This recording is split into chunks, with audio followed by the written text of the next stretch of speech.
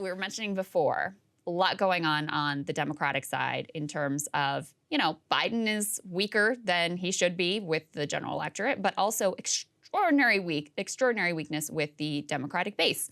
And they want to try to short circuit any potential challenge to Joe Biden in a Democratic primary. So they are basically sort of like, it used to be a scandal when the DNC would rig primaries in favor of Hillary Clinton, for example. Now it's just all out in the open, apparently. So go ahead and put this up on the screen. On Saturday, they passed a new primary calendar. They're making South Carolina first, and they are booting Iowa entirely. Now, in fairness, I have to say, after the way the Iowa caucuses went last time, you can hardly really fault them for moving Iowa out of the front of the line. But what you're going to have now is the party's vote on Saturday replaces Iowa caucuses as the first in the nation with South Carolina, a state they say with significantly more black voters, one that saved Biden's 2020 presidential campaign. That's what it's really about. It really doesn't have anything to do with the demographics. Would then be followed by New Hampshire and Nevada 1 week later, and then by primaries in Georgia and Michigan. So the big winners here, South Carolina, obviously, Georgia, and Michigan. These are three states that Joe Biden feels confident about, that he sort of takes for granted. You will recall he did abysmally in both Iowa and in New Hampshire. I mean, he placed so poorly. I think he got, fifth in New Hampshire? He placed so poorly. He didn't even stay through election night. He just went ahead and flew on to South Carolina, which then is the state that completely resuscitates him. However, there is a lot of backlash to this move from certainly party officials in Iowa, but especially officials in New Hampshire. Now, New Hampshire has a Republican governor, and this becomes relevant because they actually have a state law that says their primary is supposed to be the first in the nation.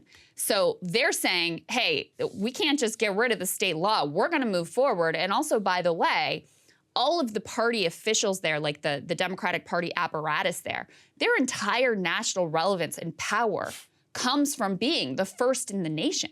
So this is like an existential threat. Now, what the DNC is saying is they're going to face penalties if they disobey the party. They might ban candidates from campaigning in the state. They might have them lose delegates. But this is a real sort of intra-party fight that is brewing here. And people in New Hampshire are furious about the attempt to sideline them. And also, Saagar, as you were referencing earlier, this really remakes the Democratic primary and what type of candidates are likely to be successful.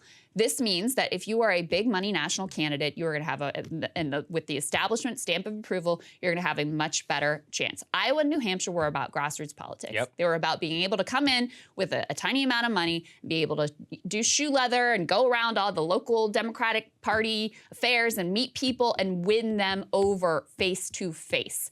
If you don't have Iowa going first, you don't have Barack Obama. This means that they are getting rid of that sort of retail politics dynamic in the Democratic Party almost completely. Oh, absolutely. Well, I mean, I'm of two minds of it. On the one hand, should two incredibly white states really be the goal, the making grounds for in a party base which has a lot of black voters? That's the argument for South Carolina. A lot of Hispanic voters as well, although that increasingly is getting split.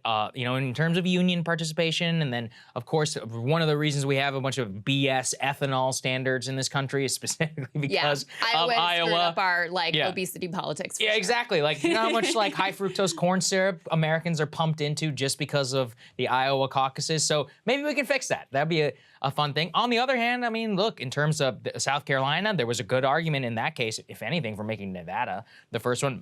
I think Michigan. I think Michigan would have been a great first in the nation. White working class voters. It's got a large population of people of color for the Democrats. It's got an actual swing status in 2016. And if anything, the point of the primary is to prove that you can do the job. Or that you can win the election. So that's where I would have put the actual votes. But I understand exactly why they did it this way. I mean, listen, I think your point about the base of the Democratic Party and wanting to have states that are reflective of that base, I think that is completely reasonable, but let's be clear, that's not why they're doing this. They are doing this entirely because these are the states where Joe Biden did well, and that's where they want to ultimately start. If your real concern was about having demographic diversity, Nevada would be a much better choice because you do have a even more diverse electorate in Nevada than you could maintain because much of the population is sort of centered in and around Clark County. So you maintain that ability to have that sort of retail politics, the ability of a grassroots candidate to be able to catch fire somewhere and then go on across the nation. If that was really what you were concerned about, there was a much better case to be made for Nevada. Now, I agree with you. Listen, Iowa, they blew it. They've blown it like a number of times at this point. And also, Democrats don't win in Iowa anymore. That's true. Iowa used to be a critical swing state. Barack Obama won it. It is not a swing state anymore. It is a red state. And, you know, Democrats might be able to win it back, but they showed no interest in doing that ultimately. So New Hampshire, on the other hand, you know, the fact that you are, and people in New Hampshire are taking this very personally. I'll show you a SOT in a minute that reflects exactly that. New Hampshire is a swing state. New Hampshire is a state that Donald Trump came close to winning. So the fact that you are snubbing them so brazenly and so publicly, that could actually endanger your general election chances in this state. You are certainly not doing yourself any favors with the electorate there, let's just say. And as I referenced before, New Hampshire Democrats are furious. They have 2 Democratic senators, one of whom in particular is very, you know, sort of high up and senior and whatever. They have been furious and sort of snubbing the White House over their decision to demote New Hampshire. And Jake Tapper played a video of the former New Hampshire House Speaker, who was a Biden delegate last time around, who says he's looking for another candidate. Let's take a listen. One of Biden's delegates from 2020, Steve Shirtleff, talking about this new proposal. I'll look for another candidate before I'd support Joe Biden if he should go so far as to take away the first of the nation primary. He says he will look for another candidate before he supports Joe Biden. This is not just any DNC delegate either.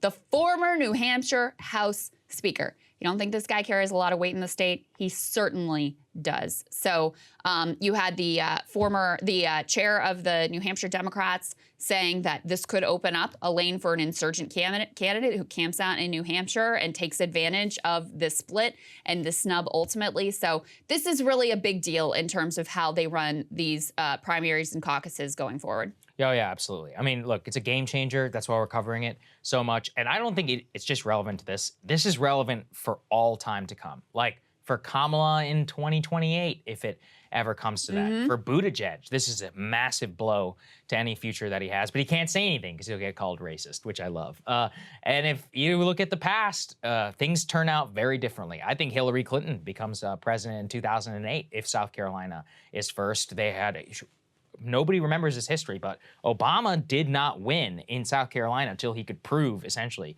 that he could win in Iowa and in New Hampshire. Many such cases going back, I think, all the way to the 1970s. So it's a big problem for the future. At the same time, I like change. I like the fact that we're shaking things up so we can get rid of some of these stupid shibboleths that we have in politics. I actually think there should also be some more West Coast representation, part of the reason why I'm in favor of Nevada. You know, like more than half the country also lives there. And they have they don't even get representation until Super Tuesday. Yeah. That's not right. Yeah. And I mean, the Democrats, like Latino voters are sort of the new swing voters. Yeah. Democrats really want to bring them into their camp, like think about how to appeal to them, whatever. I mean, that's why Bernie Sanders was able to do so well in the Nevada caucuses, is because they really spent a lot of time and effort and money, boots on the ground, trying to appeal to that electorate. So yeah, let's just make it clear. All of their stuff about, the demographics, and we want to diverse it, whatever. No, this is a power play, pure and simple. That's 100% what it's about. Hey guys, ready or not, 2024 is fully upon us now, and Saagar and I have been brainstorming ways that we can really up our game for this critical election. Yeah, we rely on our premium subs to expand our coverage, to add staff, to upgrade the studio. We just want to give you the best independent coverage of this election, which is possible. So if you can help us out, become a premium subscriber today, breakingpoints.com, or the link is down here in the description video. It really means the world to us, and if you like what we're all about, this is the best possible way to keep us 100% independent, working only for you.